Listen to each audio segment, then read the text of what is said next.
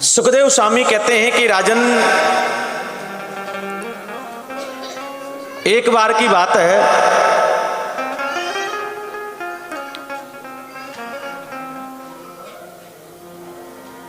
कि परमात्मा के प्रति विश्वास करो, परमात्मा के प्रति निष्ठा करो।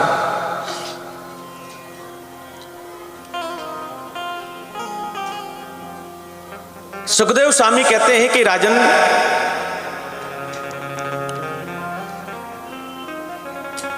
मैं तुम्हें समुद्र मंथन की कथा कहना चाहता हूं।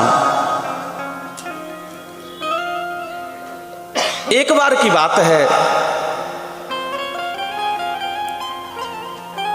देवराज इंद्र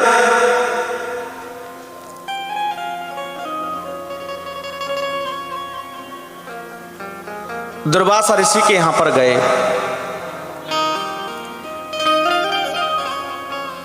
और वो भगवान ने अपनी प्रसादी जो अपनी प्रसादी की जो माला थी वो दुर्वासा ऋषि को दी, और वही माला दुर्वासा ऋषि ने इंद्र को दे दी। और महाराज इंद्र ने वो माला अपने हाथी को पहना दी, और हाथी ने वो माला को तोड़ करके पैरों के नीचे डाल दिया।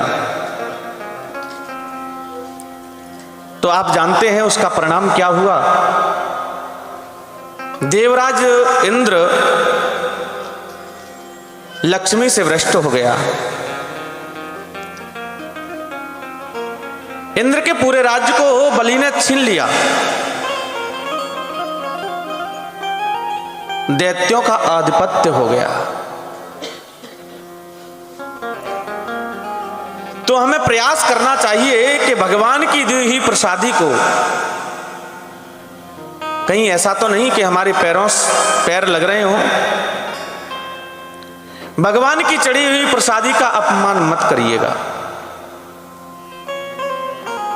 और जो भगवान की चढ़ी हुई प्रसादी का अपमान करता है तो समझ लो फिर वही होता है जो इंद्र का हुआ, देवताओं का हुआ।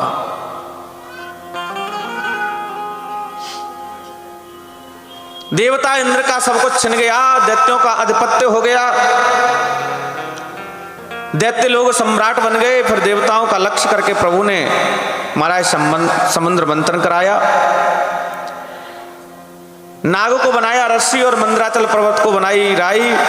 समुद्र मंथन का प्रारंभ हुआ राजन,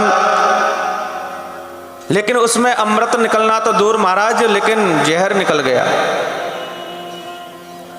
और जैसे ही जहर निकला है तो महाराज जहर को पान कौन करे। तो भोलेनाथ का ध्यान किया, भोलेनाथ को बुलाया और महाराज भोलेनाथ को दिया। तो भोलेनाथ ने उस जहर को पान किया, और जैसे ही पान किया तो महाराज ध्यान आया कि मेरे हृदय में परमात्मा का निवास है।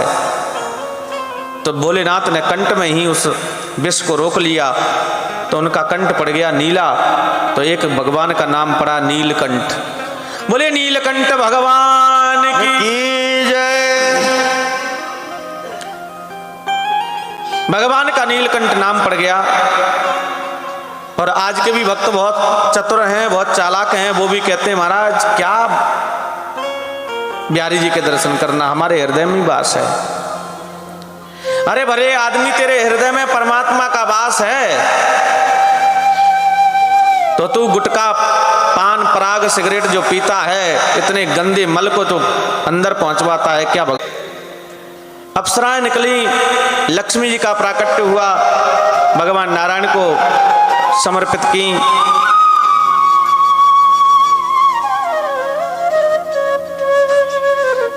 पांच जन शंख निकला। इस तरह से महाराज 14 प्रकार के रत्न समुद्र मंथन से निकले।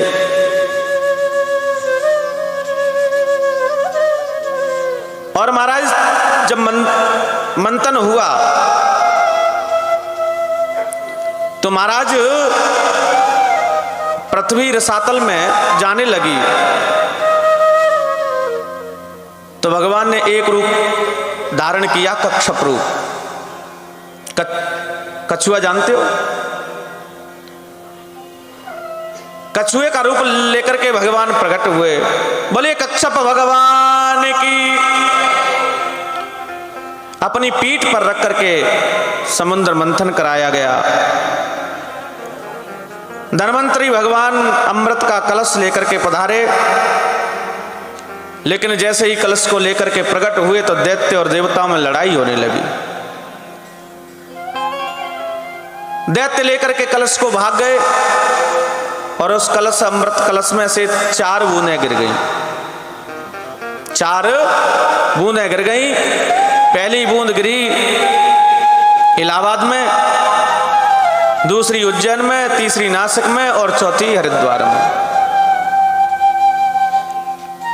अमृत की बूंदें गिरी हैं, तभी महाराज ये कुंभ मेला लगता है। 1 महीना जो है अमृत की वर्षा होती है। 12 वर्ष में 1 बार नंबर आता है। ये वो माघ मेला है।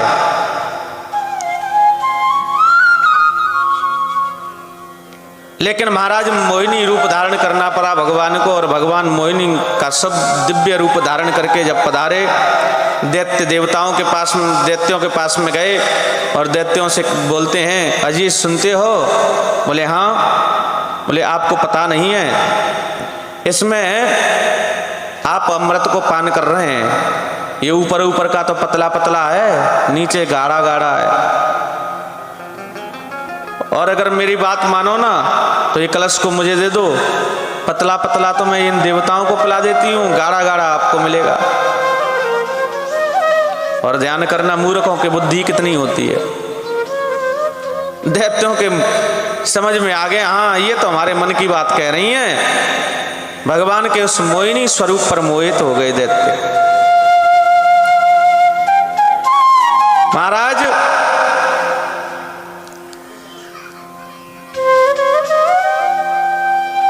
देवताओं की पंक्ति लगी, देवताओं को पिलाने लगी। इधर राहु नाम के दैत्य को पता चल गया। राहु उसी पंक्ति में आकर के बैठ गया।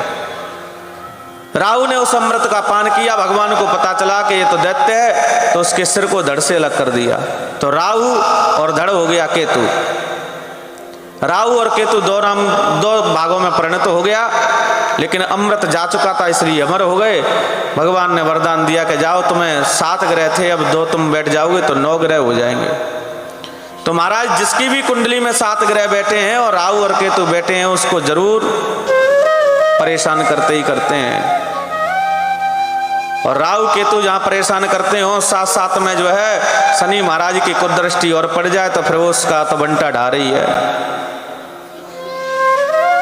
इसलिए समय रहते भैया जो क्रूर ग्रह हैं उनको मना लिया करो।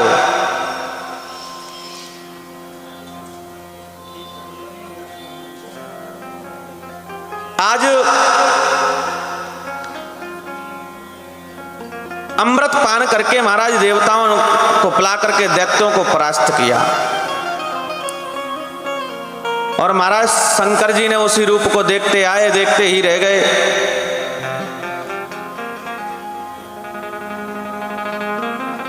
और सुंदर छवि का वर्णन भोलेनाथ देखते रहे। लेकिन आपने देखा कि भगवान के चरणों में चढ़ी हुई प्रसादी पैरों में डालने का मतलब क्या हुआ? फूल हो या तुलसी हो, परमात्मा को चढ़ाते समय पैरों में गिरे ना, ऐसा अपराध ना बने, इसका प्रयास करना चाहिए।